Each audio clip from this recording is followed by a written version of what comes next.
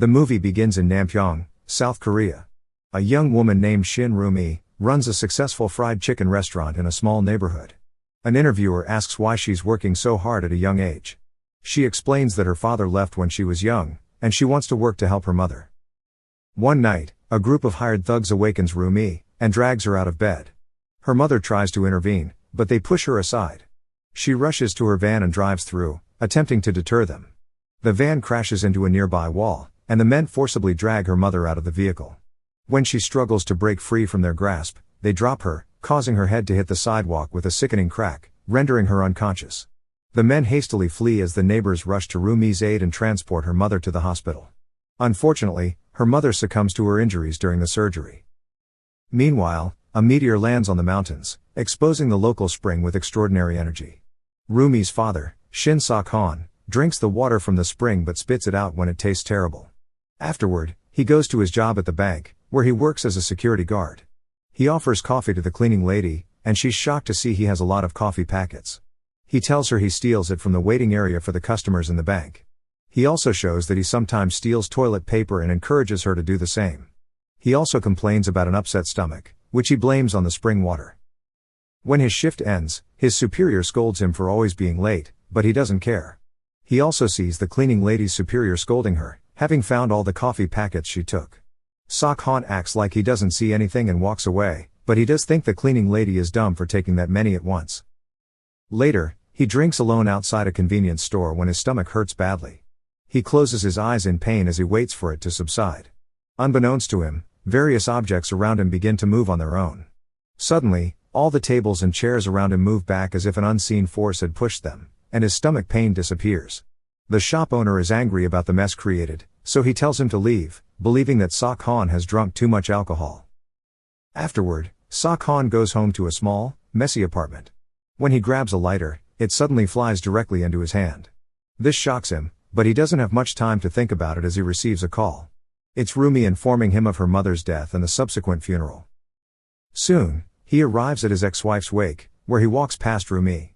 At first, he didn't recognize her as he hadn't seen her in years. He witnesses a confrontation between Rumi and President Min, who manages Tae-san's operations. Min claims to be upset and stressed and also calls her delusional. But before Rumi hits Min, her lawyer, Kim Jung-hyun, cuts in and tells Min that the law should decide who is right. Min attempts to compensate Rumi for her loss, which she furiously rejects and demands that he leave. While the neighbors comfort her, Jung-hyun introduces himself to Sok-han and takes him around the neighborhood to show him the damage the thugs have done to the local businesses in the area. Sok-han is sad upon seeing a picture of Rumi. Jung-hyun continues to tell him that Tae-san Construction Company bought the land and plans to demolish all the buildings to build a large shopping mall for tourists without compensating the small business owners.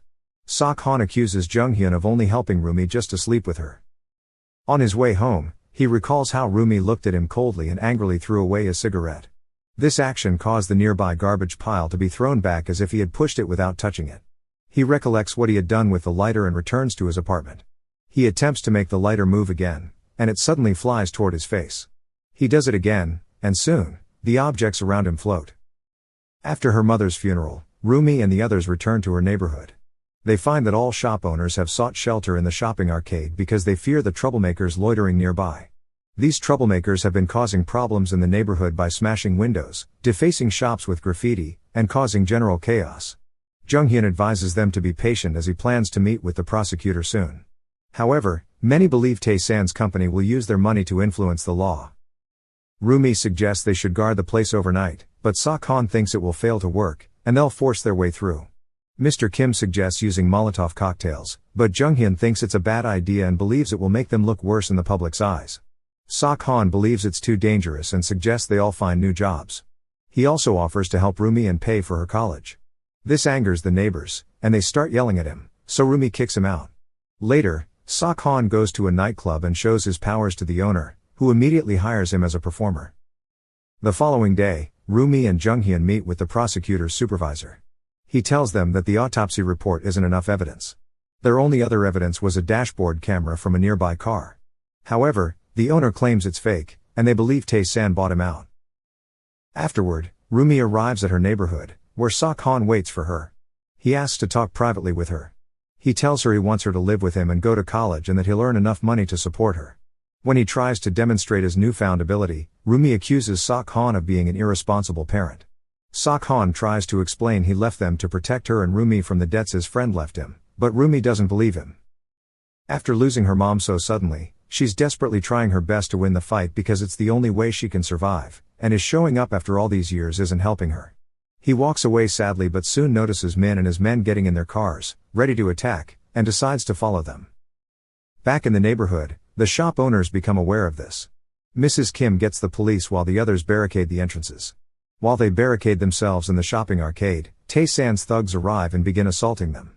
Sok-han arrives and uses his powers to fight off the assailants, leaving everybody around him in shock and wonder. The thugs get scared, and when one attempts to attack again, Sok-han twists his arm and makes him float in front of everyone. Mrs. Kim arrives with the police, taking them to the precinct, where both sides start arguing and blaming each other for what happened.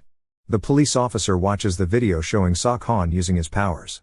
However, the officer doesn't believe him, much to the amusement and delight of the shop owners. The shop owners finally win against Min and his men, and they start gaining some hope now they have Sok-han on their side, despite Rumi's reluctance to have him around.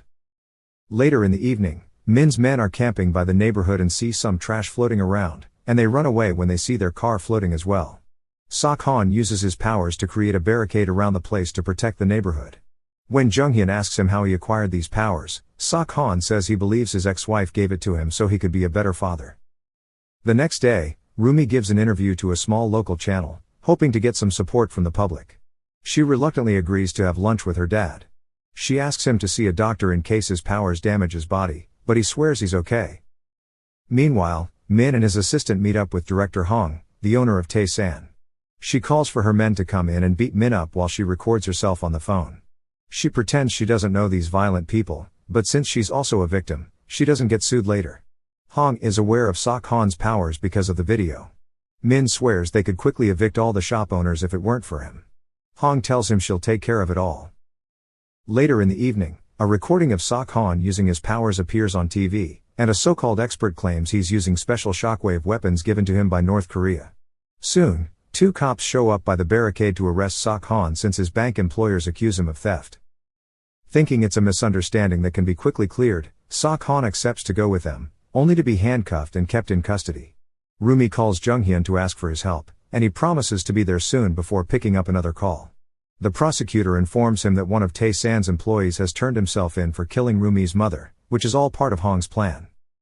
She orders Min to start another company under a different name and create a new contract to demolish the local businesses legally. She uses her connections to gain support from the police.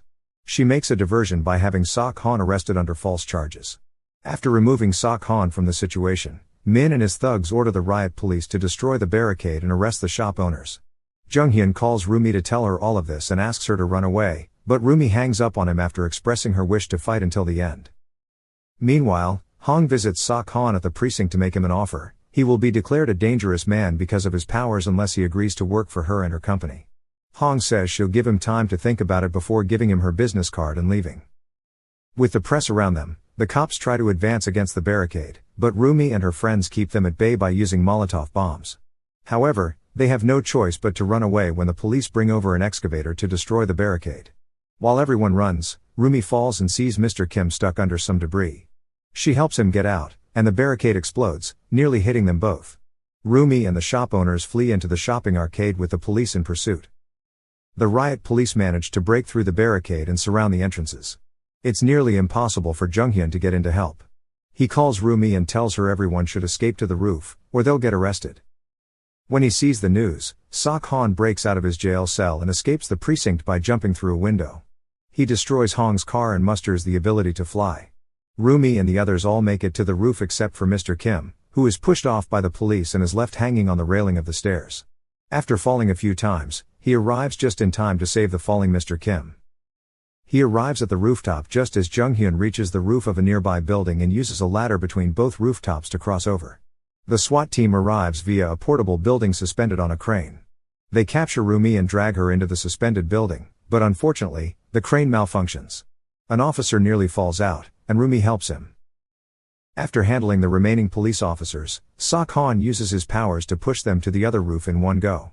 He goes and helps his daughter by pulling the portable building close to the rooftop, but he loses control, and Rumi falls out. Sok-han swoops in and saves her before leaving her in the care of their escaped neighbors, and he tells Jung-hyun to take good care of Rumi before flying away to meet Min. He confronts Min, who is with the riot police, and punches him unconscious before turning himself to the police. Sok-han is released 4 years later, and Jung-hyun picks him up. Jung-hyun tells him about his engagement to Rumi. They visit Rumi's restaurant, which is now an empty and unoccupied lot. Jung-hyun explains that Tae-san's project ultimately did not turn a profit, and construction has been delayed. They arrive at Rumi's new restaurant, where Sok-han reunites with his daughter and the local shop owners.